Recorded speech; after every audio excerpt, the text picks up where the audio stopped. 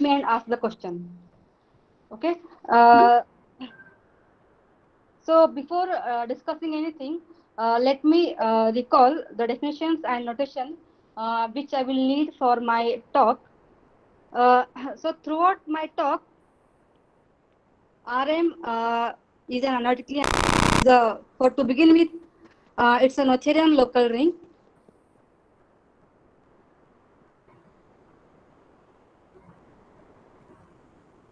And I is an M primary ideal in R.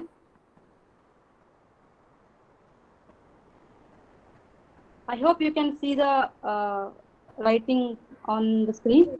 Yes, we can. Yes. Okay, okay. So I is an M primary ideal inside the ring R, and I denote by I bar the integral closure of the ideal I in the ring R. Recall that this is set of all elements in the ring R, so that xn plus a1 xn minus 1 and so on up to a1x an minus 1x plus an equals to 0, where ai's are some special elements.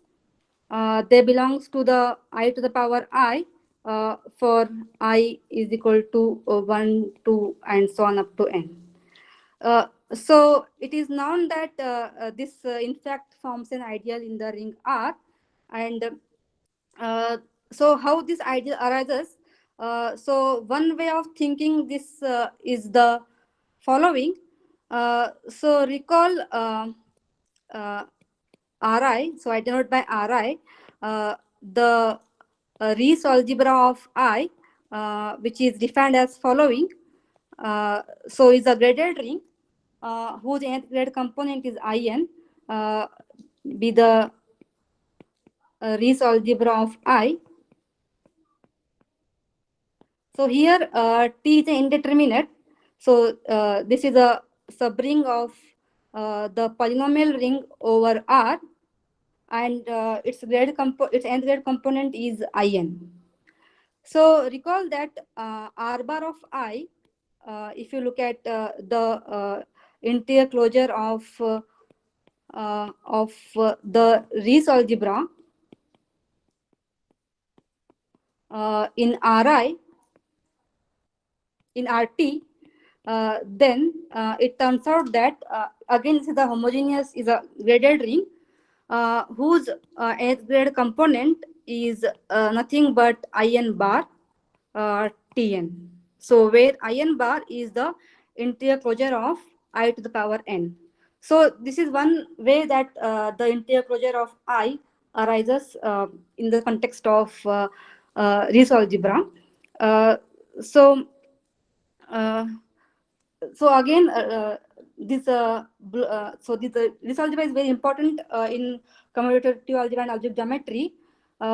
In particular, the proj of this algebra is the blow up of spec R along V of I. Let me recall one more graded ring, which I will recall, which I will need in my talk, is the graded ring, which is a quotient of R bar of I, is defined as follows. Is a graded ring which is whose nth component is In bar over In plus 1 bar. So is a quotient of R bar of I, and is termed as the normal associated graded ring of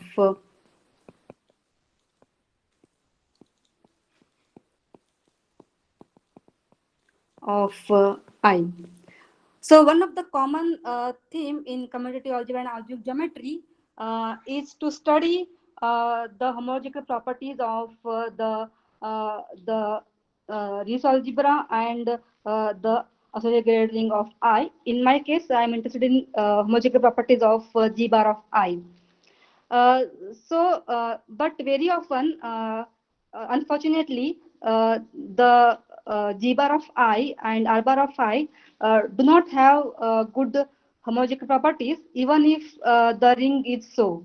For example, it may happen that my ring has a nice depth, it's Kohn-Colle, but G bar of I can have depth 0. So this is a main problem in this topic, and one would like to study this problem from using some invariants attached to the ideal.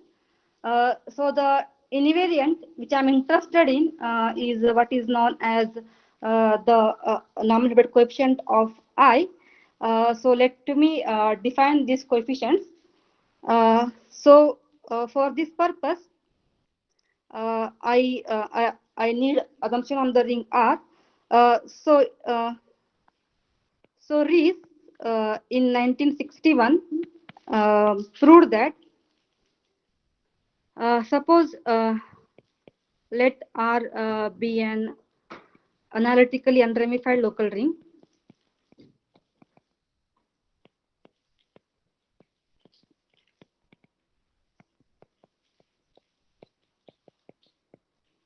Of dimension D. I write very often analytically unramified as AU for short. Then it is known that the for large n,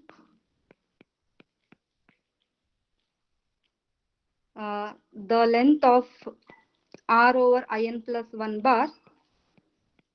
So the function n going to length of R over In plus 1 bar behaves like a polynomial for large values of n, and we can write this polynomial using the binomial coefficient as follows: E0 bar I choose times n plus d choose d minus E1 bar of I times n plus d minus 1 choose d minus 1, and so on up to minus 1 to the power d ed bar of I. Uh, so we call these coefficients ei bar as the normal Hilbert coefficients of I.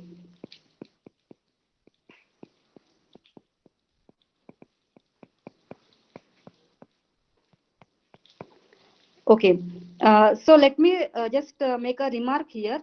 The assumption that are genetically unramified is to ensure that my normal matrix algebra R bar of I is finite Ri module, and hence is in particular is a Noetherian ring. In fact, this also put the converse. That means R bar of I is a finite Ri module if and only if the ring is analytically unramified. So we assume this in most of our talk that my ring is analytically unramified. So once we defined these coefficients, uh, uh, let me remark that the leading coefficient E naught of I bar. So just a remark that E naught of I bar is E naught of I is the usual Hilbert similar multiplicity.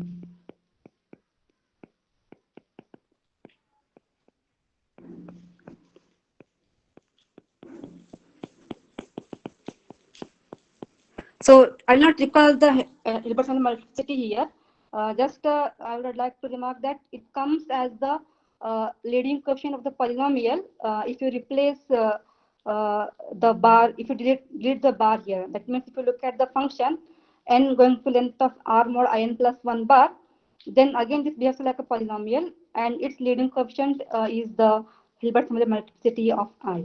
So these two are equal for the leading term, and the theme is to study the next coefficients.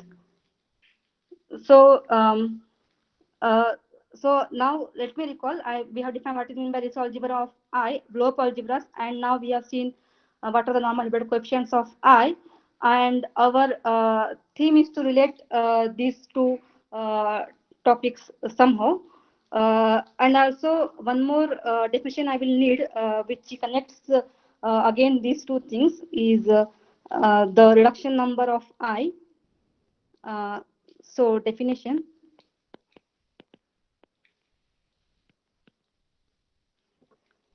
So let J be an ideal inside I, uh, then J is called reduction of I.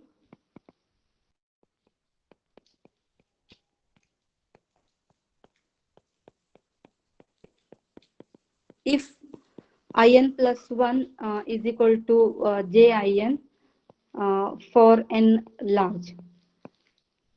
And we say J is a minimal reduction if J is minimal with respect to containment.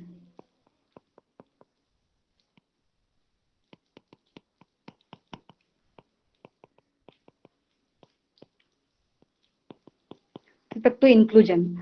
So that means if um, uh, so that means if K is contained inside J and K is a reduction of I, implies that K is equal to J. So this ideal plays an important role because very often the properties of I can be studied using the properties of the minimal reduction of I. So that's why very often this plays an important role. Let me give a remark that and very often it is simple enough. That means the following. So if R mod Im is infinite, so again I'm assuming that I is m primary everywhere here. Then there exists, it's not that there is a minimal reduction of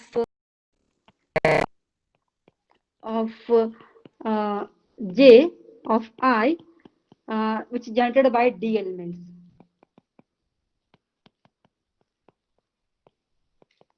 So because we know how the ideal looks like in the case of minimal reduction, studying this ideal is simpler than studying I itself. So for this reason, when interested in studying the minimal reduction of I, and one more definition I will need for our purpose is the numerical invariant again, is the following. So for J, a minimal reduction of I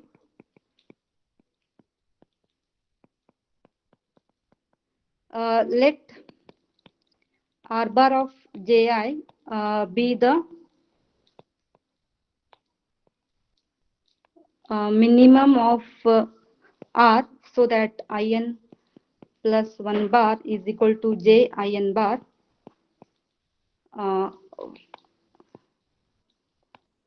for n large, n greater than or equal to,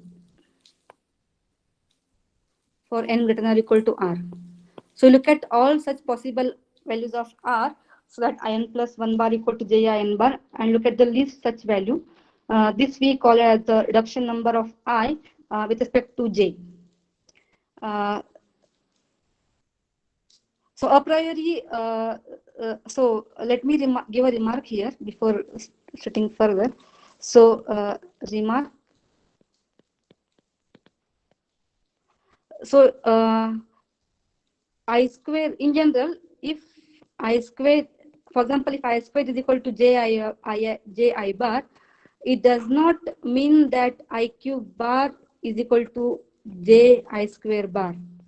So the unlike the ordinary powers of the ideal I, where if you have one equality, In bar is equal to Jin minus 1 bar, without bar, then it automatically holds for the next value of n also.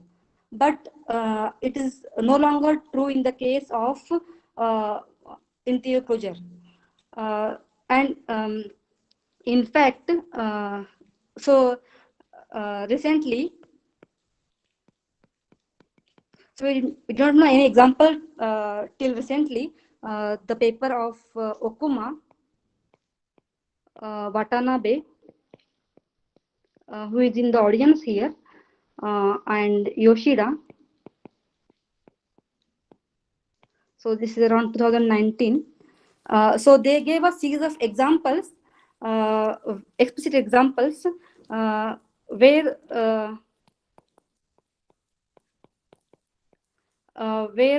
we have I square bar is equal to ji bar, but reduction number is as high as possible. But reduction number of j is as high as possible. So this is in dimension 2 only. So the example is in dimension 2. So even in dimension 2 is not true. So this is a pathology in the one of the difficult thing in solving this in dealing with the interior closure of ideal. So one more thing is that a priori this R bar of ij depends upon the minimal reduction chosen. We define one more invariant which is independent of minimal reduction is the following. We look at all possible minimal reduction of I and look at the minimum of R bar of ji, where j is a minimal reduction of I.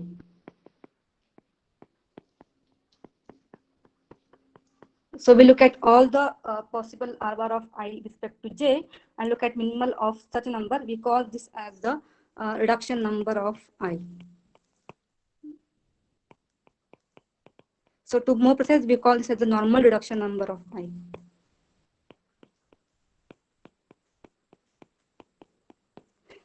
So let me give a remark that there's a lot of research on when this reduction number is independent of when R bar of ij is independent of j, but I'll not talk about this in this lecture. Okay, so now we have three topics which we have to study, three objects which we have. One is the blow-up algebras, another is the normal Hilbert coefficient, which is a numerical thing, and another is R bar of I, which is again a numerical invariant. So our goal is to relate all these things together, and in fact, this is not a new thing. Many people have already studied this topic relating the Hilbert coefficient, the reduction number to the properties of the blow-up algebras. So in this sense, the Hilbert coefficients play an important role. So before that, let me also give a remark that these coefficients also plays an important role in geometry, in the sense that they are useful to detect the singularities of a ring. For instance, so let me ask a question. So why study EI bar of I?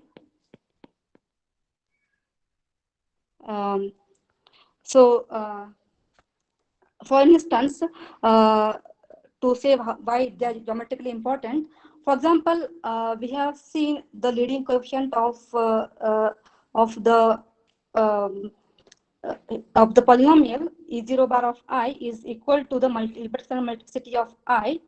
So in the case I is equal to M and my ring is unmixed, it is known that E naught of M is equal to 1 implies that the ring is regular. So it gives some property of some strong property of the ring itself. So this is one instance. So let me also give some instance of this when in the case of higher Hilbert coefficients. So just to recall some results on E1 bar of I, which are known.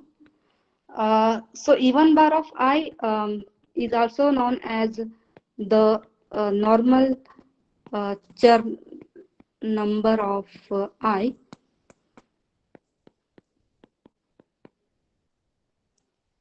Um, what we know about this one, and how it is useful in geometry sense is the following.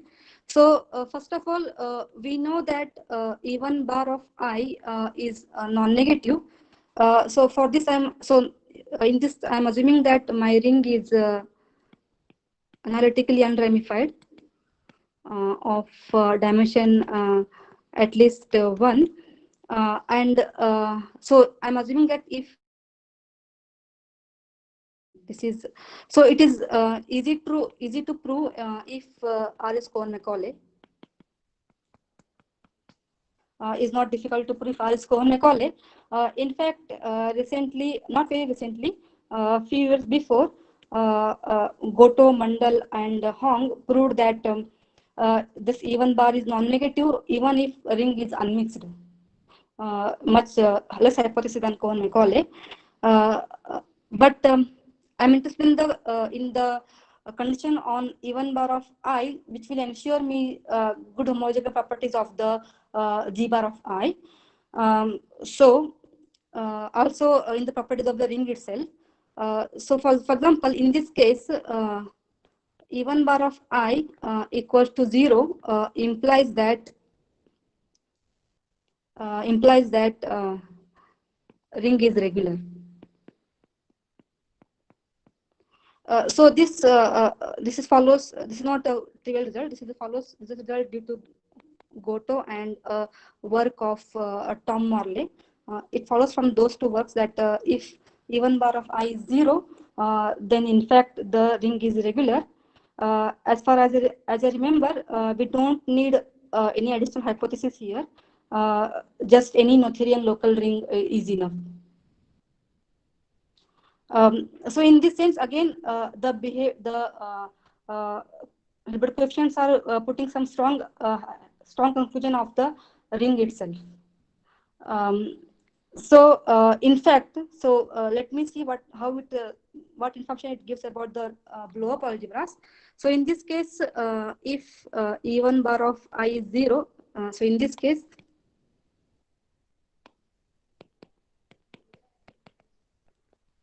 in fact, G bar of I, which is the normal associated graded ring of I, is a polynomial ring in D variables, where J is a minimal reduction of I.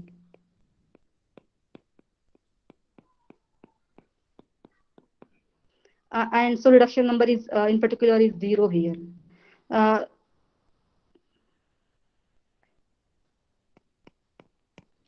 So let me recall some results on E2 bar of I, which gives me again some nice properties of the ring itself.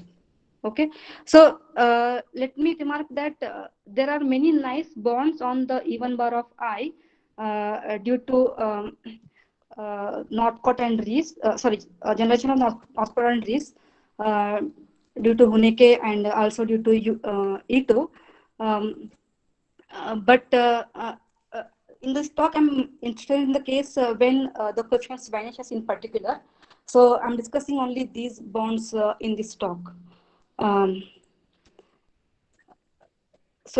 Let me recall something about E2 bar of I, which is termed by these as the normal genus of I.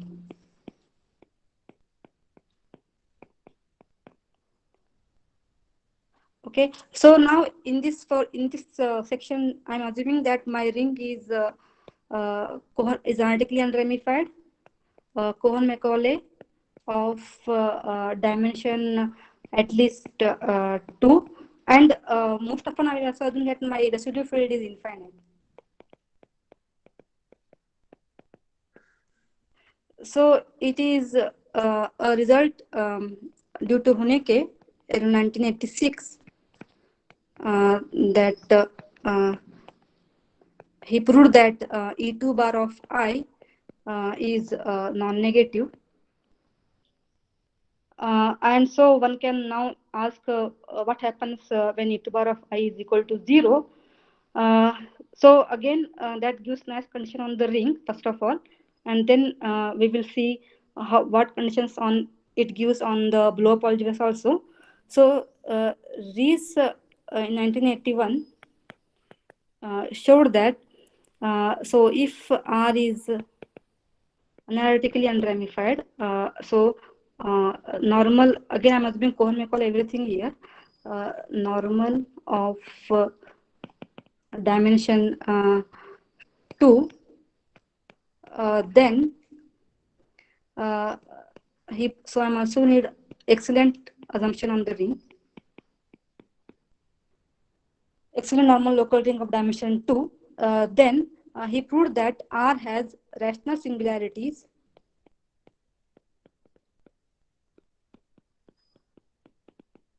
if and only if E2 bar of I is 0 for every M primary ideal I.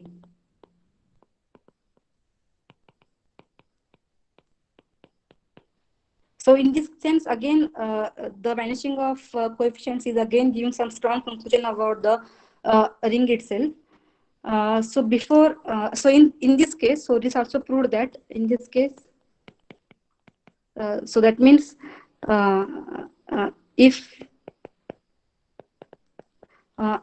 E2 bar of I is 0, then reduction number of I is at most 1. And in particular, G bar of I is Cohen-Macaulay. So again, in this case, the blow-up algebra is nice, is Cohen-Macaulay. The normal algebra ring is nice, is Cohen-Macaulay. So again, this vanishing of coefficient is very important here. Let me recall a recent research on this theme, which is in a series of paper by Okuma,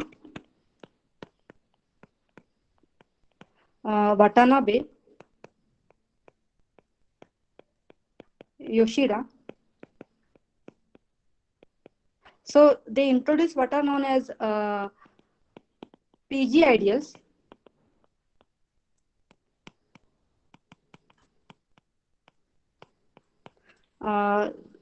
Yeah, so these are, so I now define these ideals. But the point I want to make here is that these ideals can be defined algebraically using Hilbert coefficient E2 bar of I, which is the follows. Suppose R is excellent normal local domain. So their papers are dimension 2. In this series of papers, they mainly consider dimension 2 of dimension 2 over an algebraically closed field.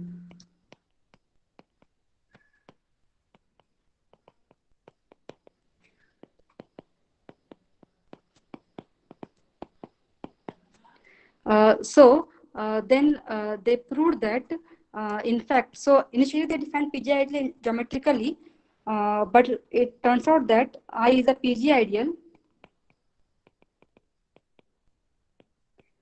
if and only if E2 bar of I is 0.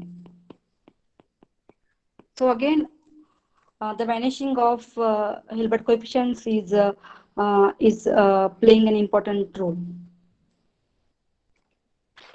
Okay. So any questions so far?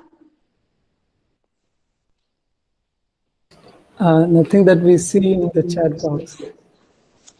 Okay. Okay. So let me now proceed to the third normal Hilbert coefficients.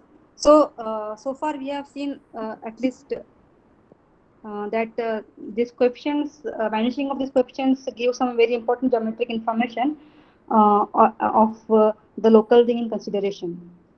So now I want to discuss E3 bar of I and what are challenges in this topic. So it was result due to, so again for this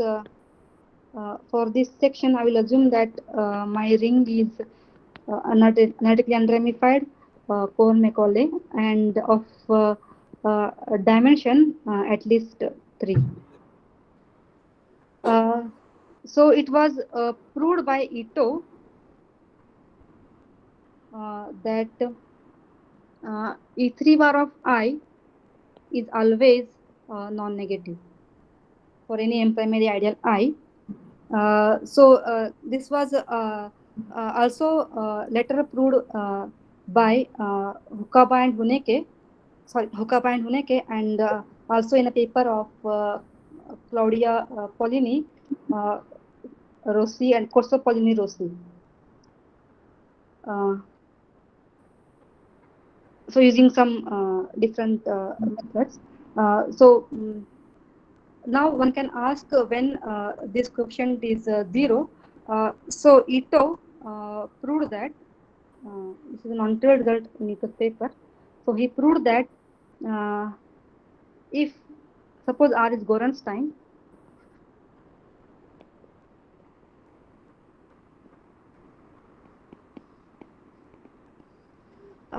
and I bar is equal to n.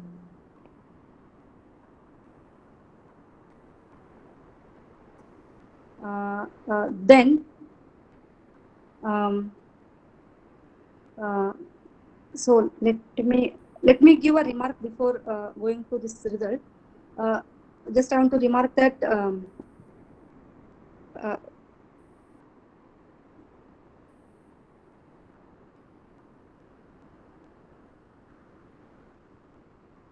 okay, remark that so we have seen so far that even by is non-negative and E2 bar of I is non-negative.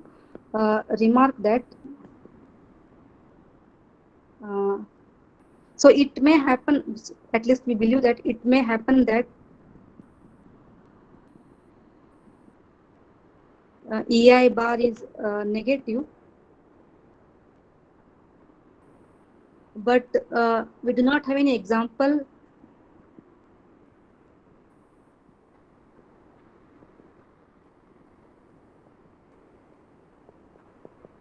if R is Cohen-Macaulay.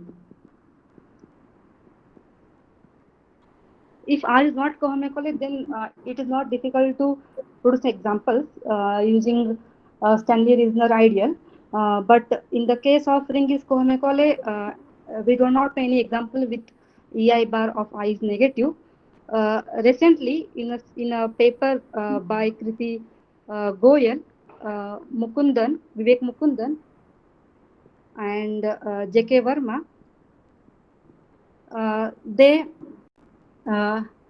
they studied non-negativity of EK bar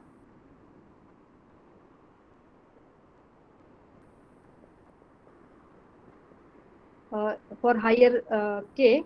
In fact, they also put that EK bar is non-negative for large for high K, but under some assumption on the vanishing of the local cohomology models. So right now we don't have any example with this is negative. Okay, but for E3 bar of I, we are nice. We know that it's non-negative. It's a theorem due to Ito, and moreover, he proved that if R is Gorenstein and I bar is equal to M, then E3 bar of I is equal to 0, implies that G bar of I is Cohen-Macaulay. So in this case, reduction number of I is at most 2. Okay, so right now it is not clear why we need this assumption that ring is Gorenstein. Uh, uh, so so in fact he conjectured that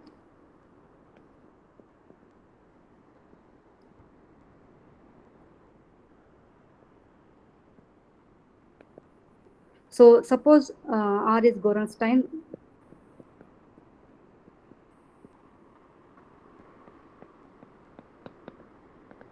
Analytically unramified local ring of dimension at least 3, then he conjectured that this result, analog of this result is true for any I, not necessarily when I bar is equal to m. So then E3 bar of I is 0 if and only if G bar of I is conical. Or equivalently, it is equivalent to say that reduction number of I is at most 2. So this conjecture was in 1992. So this conjecture is still open. But recently, there's some progress on this conjecture in the sense I will explain now. So recently, the assumption that Gorenstein in this result was relaxed by a result due to Corso Pollini Rossi, Alberto Corso and Claudia Pollini and Marilina Rossi in 2014.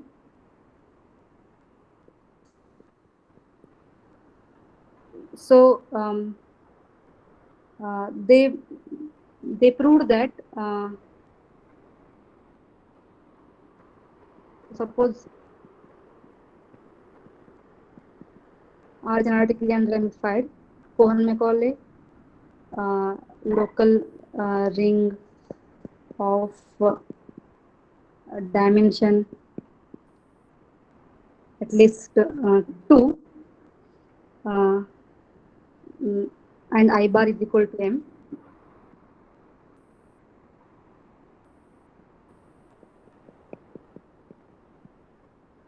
Then they proved that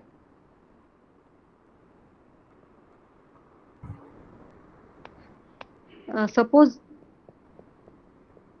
E3 bar of I is 0 and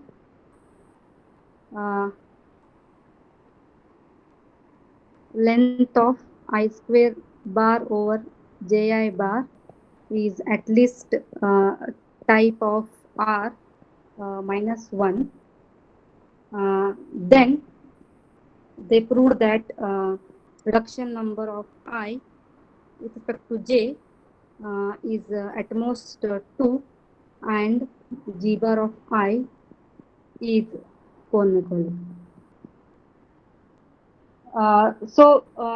So this in particular generalizes the result of Ito in the sense that if the ring is Gorenstein, so we don't need the ring to be Gorenstein in this result, just Cohen-Macaulay, but assumption on this condition is there. So in particular, if ring is Gorenstein, then this is type will be equal to 1, and so this inequality is automatically true, and so the result of Ito follows. Okay. So in a so we have jointly with Manoj Kumini and myself, we have generalized this result. Moreover, we also obtained a result which is true for any M primary ideal.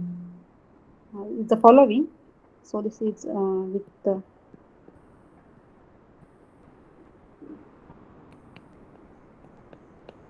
Manoj Kumini.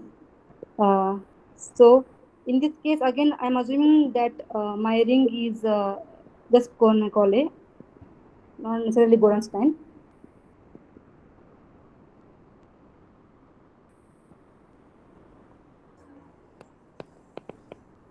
of dimension at least 3. So first of all, we obtained a result in the case for any M primary ideal. So suppose E3 bar of I is 0.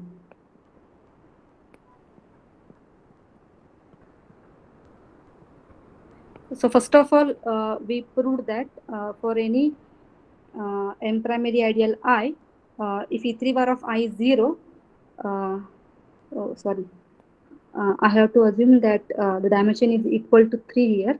So in fact, it's not a reduction, it's not the particular case. So for proving its conjecture, we can assume that dimension of D is equal to 3.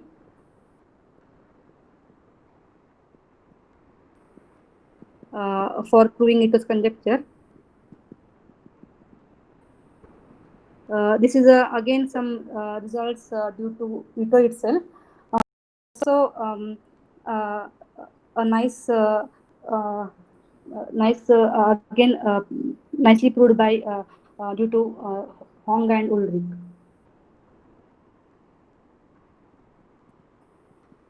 So we assume that if the ring is dimension 3, Cohen-Macaulay, analytic and ramified, and suppose E3 bar of I is 0, then we proved that the third local cohomology module of the extended disk algebra, which I will, so this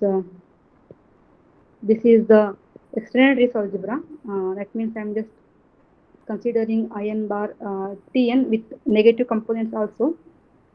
And support is the maximum homogeneous ideal T inverse IT. So this third local cohomology module is 0. So let me remark that to prove G bar of I is Cohen-Macaulay, it is enough to it's equivalent to prove that R prime this extended algebra is Cohen-Macaulay. And so because my dimension is 3, dimension of R prime bar of I is 4, and so we have we are at most D equal to 4 local cohomologies which are non which you have to consider. So by because this is our this filtration of interior closure ideals. So we know that H0 and H1 H0 and H1 are 0 for 1 and 0 and 1. For 2 is the main topic which we don't know whether it's 0 or not. So so what we have shown is that the third local cohomology is always 0 if the bar of I is 0. So it is one step to show that the R prime bar of I is Cohen-Macaulay. But still, we don't know about the H2 of R prime bar of I. So it does not settle the conjecture completely, but is important step. Okay. So our second result. So this is for any M primary ideal, not just when the case when I bar is equal to M. So in the case when I bar is equal to M, we obtained again a result by Kosopoly-Rossi and much more. So is the following: suppose I bar is equal to M, then we have shown that E2 bar of M, again I'm assuming that E3 bar of I is 0 always. So E2 bar of M is at most type of R. Moreover, we have shown that if E2 bar of M is less than or equal to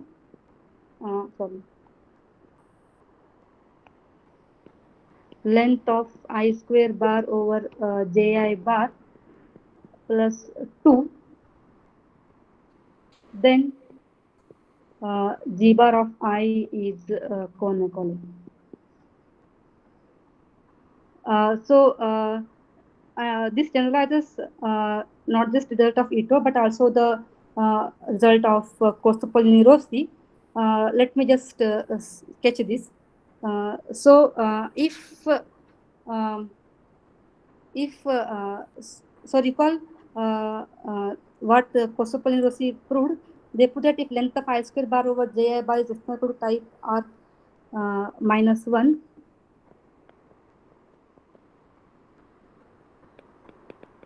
sorry, is greater than or equal to type R minus 1,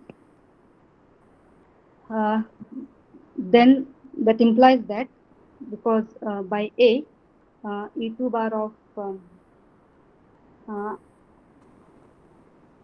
bar of M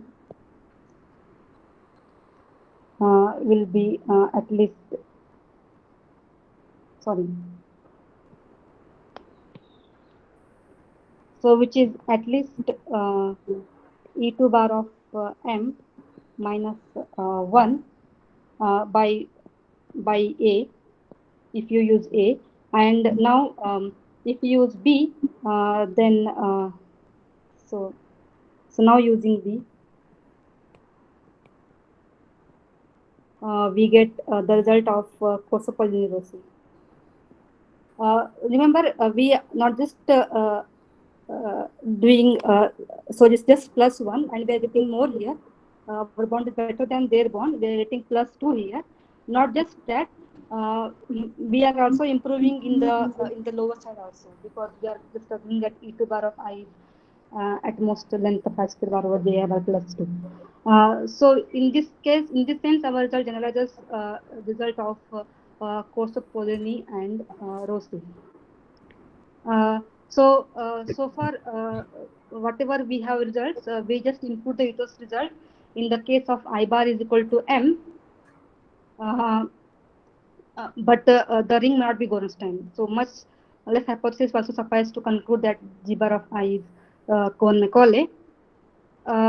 So let me remark that in this this proof, the proof of this part uses some spectral sequences,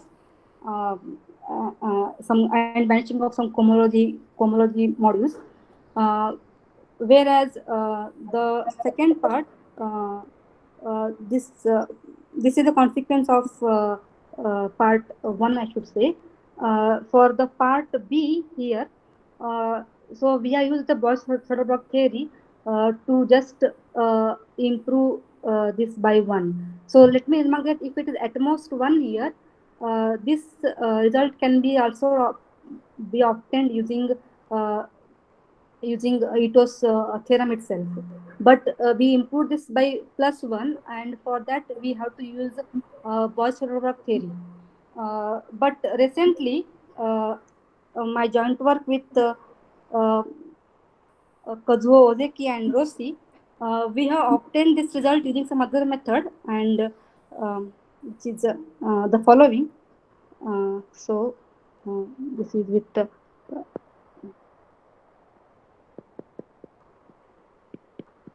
Ozeki and Rossi.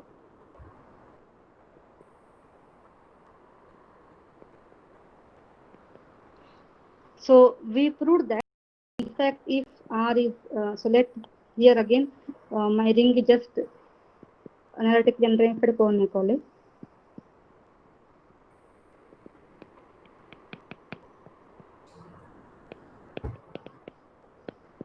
Of dimension at least 2, then we have proved that. So in fact, this was a corollary of our main result, but let me let this to this range. We have proved that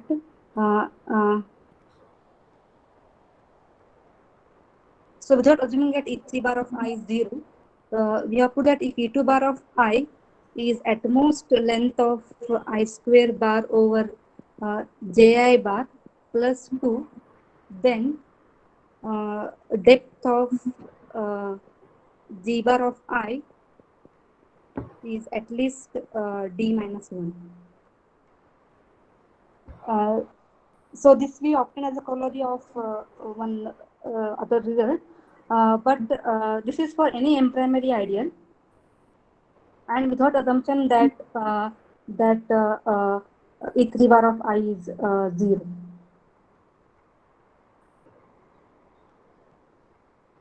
So in particular,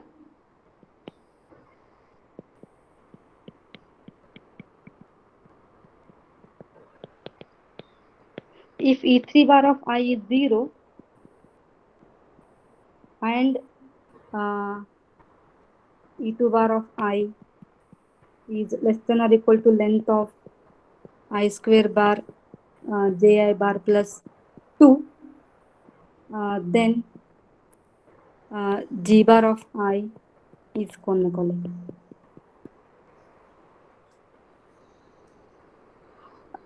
So this proof is technique is totally different. So here we in fact obtain this extra plus 2 also as we wanted in this result.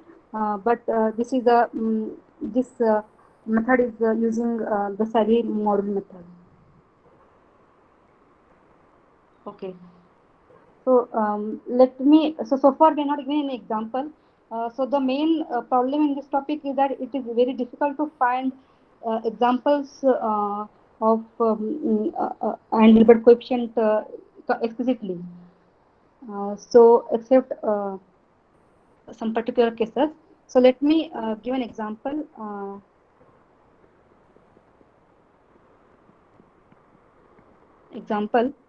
Before stopping. This is due to Hokaba and Huneke. And also example, there's a way of constructing this example in a paper due to Katkowski. So this example is a specific example is the following. Let K be a field, and suppose I take a polynomial ring over K, and characteristic of K is different from 3, and suppose I take the ideal n to be equal to x4 x times y cube plus z cube, y times y cube plus z cube, and z times y cube plus z cube. And so let I to be equal to n plus m5. Then so Hokaba and Huneke proved that this is a normal ideal which is m primary in dimension 3.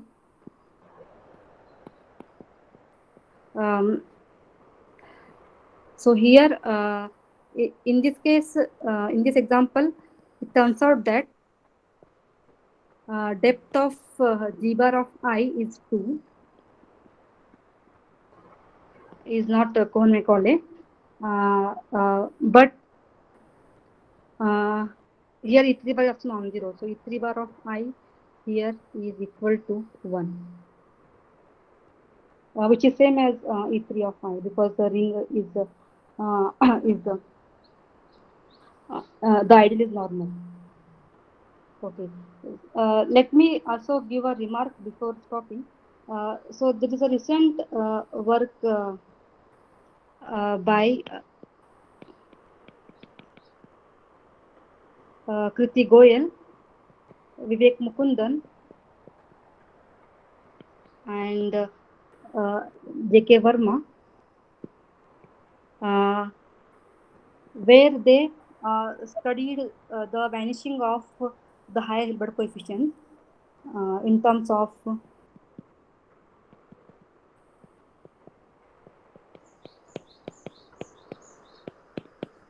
but they studied for higher EK bar, which is again new. So instead of vanishing of EK bar of I in terms of reduction number, but under some assumption on the vanishing of the local cohomology module. So I would like to stop here. Thank you, Sridevi. We can take some questions.